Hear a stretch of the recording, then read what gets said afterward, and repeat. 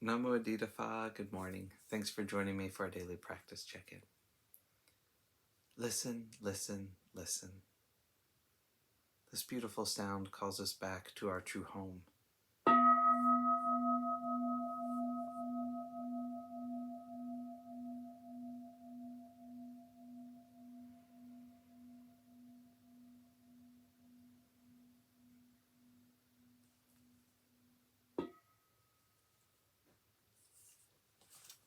The fourth mindfulness training. Aware of the suffering caused by unmindful speech and the inability to listen to others, I vow to cultivate loving speech and deep listening in order to bring joy and happiness to others and to relieve others of their suffering. Knowing that words can create happiness or suffering, I'm determined to speak truthfully with words that inspire self-confidence, joy, and hope. I will not spread news I do not know to be certain, and will not criticize or condemn things of which I am not sure. I will refrain from uttering words that can cause division or discord, or that can cause the family or the community to break. I'm determined to make all efforts to reconcile and resolve all conflicts, however small.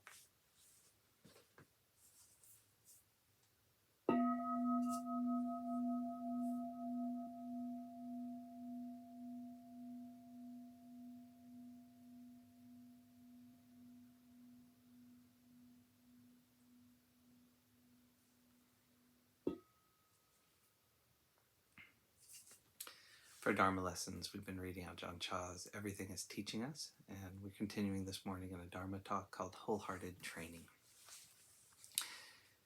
People from the city may like to eat mushrooms. They ask, where do the mushrooms come from? When someone tells them, they grow in the earth.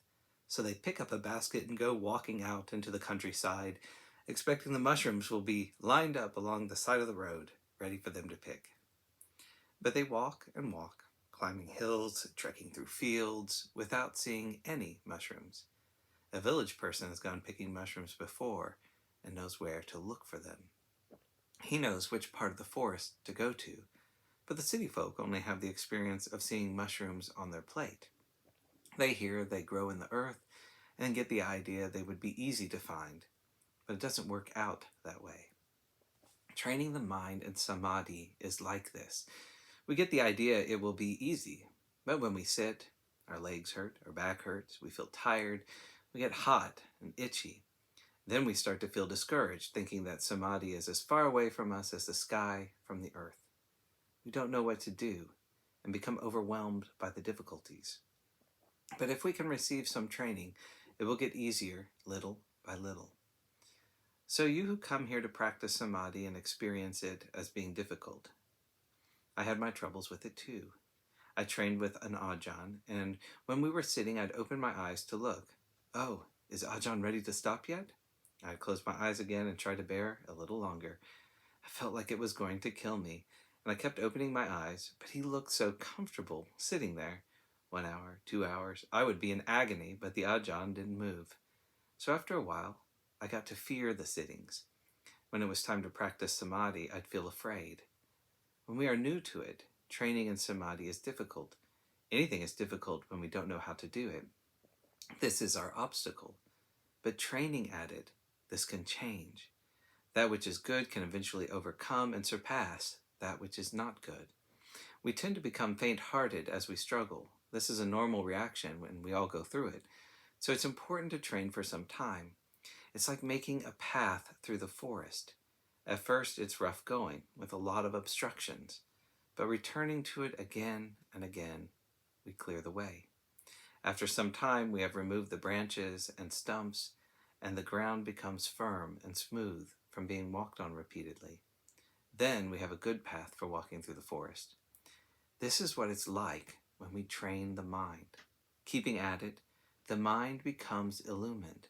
For example, we country people grow up eating rice and fish. Then when we come to learn Dharma, we're told to refrain from harming. We should not kill living creatures. What can we do then? We feel we are really in a bind. Our market is in the fields. If the teachers are telling us not to kill, we won't eat. Just this much, and we are at our wits' ends. How will we feed ourselves? There doesn't seem to be any way for us rural people. Our marketplace is the field and the forest. We have to catch animals and kill them in order to eat. I've been trying to teach people ways to deal with this issue for many years.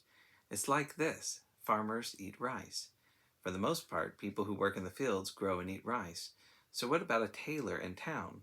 Does he eat sewing machines? Does he eat cloth? Let's just consider this first. You are a farmer, so you eat rice. If someone offers you another job, will you refuse, saying, I can't do it, I won't have rice to eat?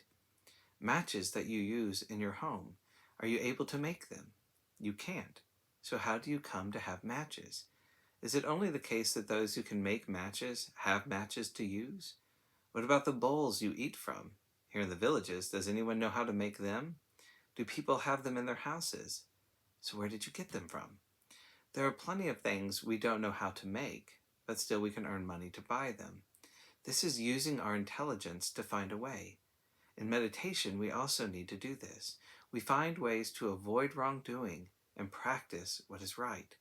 Look at the Buddha and his disciples.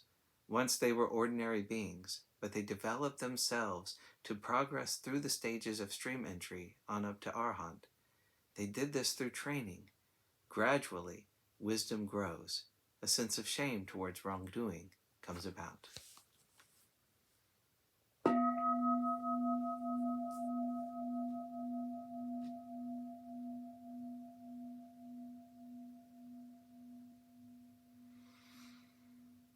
May all beings be well. May all beings be happy. May all beings be peaceful. Sadhu, sadhu, sadhu. Thanks so much for joining me today.